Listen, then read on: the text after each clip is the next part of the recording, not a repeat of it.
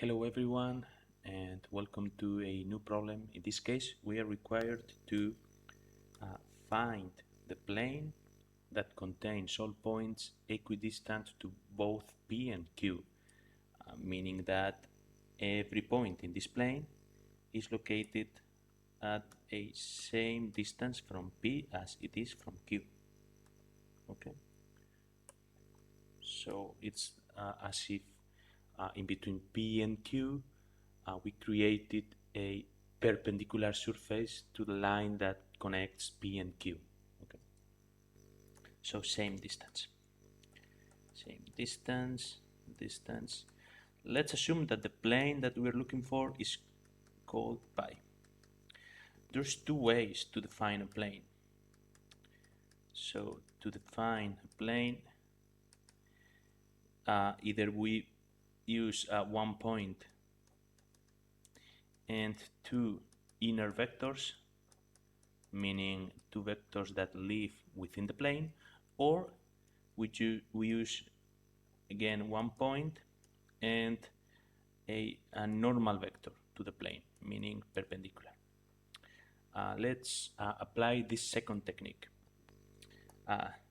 Remember that a normal vector is a vector that is perpendicular to the plane, makes 90 degrees. Okay.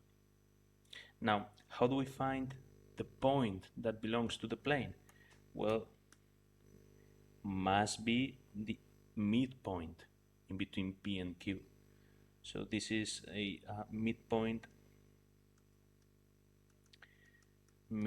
M, and is calculated adding P plus Q and then dividing by 2. So it's P plus Q over 2, more specifically 3,5,4 plus -1, -1, -6, all of it divided by 2, which is 2, 5 minus 1, 4, and then -2 divided by 2 affects all components in the vector, 1, 2, -1. That's the midpoint.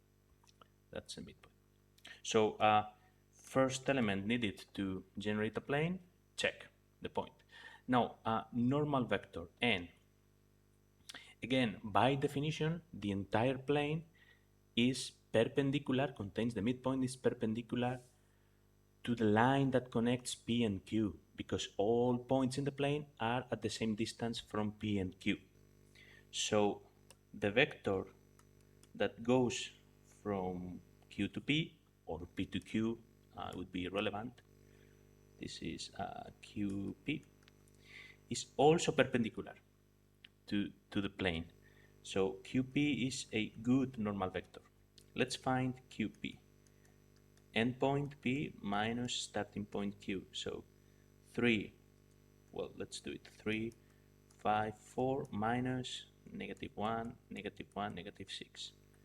So 3 minus minus plus ends up being 4. 5 minus minus 1 is 6. And 4 minus minus 6 is 10. That's our normal vector. So in the list of requirements, second check, normal vector. Now, having both elements, how do we define the plane? Let's do it next slide. Okay. So having a point with point, let's say it's point R, with components Rx, Ry, Rz, and normal vector n, components Nx, Ny, and Z, then the plane can be obtained by solving the equation Nx times x minus Rx plus Ny times y minus Ry plus Nz times Z minus Rz equals 0. Substituting the previous values, 4 times x minus the point, the midpoint, which is 1, plus second component of the vector, 6, times y minus the y component of the point, 2, plus the third component of the vector, 10, times z minus the z component of the point, -1 minus minus, this is plus. equals 0. Rearrange 4x minus 4 plus 6y minus 12 plus 10z plus 10 equals 0. So 4x plus 6y plus 10z, and then move all the numbers to the right. So it would be 4 plus 12 minus 10, which is 6. That's already good, but when possible, especially if it's easy and straightforward, simplify. So dividing everything by 2, so divide or multiply times 1/2, we end up having 2x plus 3y plus 5z equals 3, and this is our desired plane pi. This is plane pi that contains all points equidistant to both P and Q. Thank you very much, and see you in another video. Bye.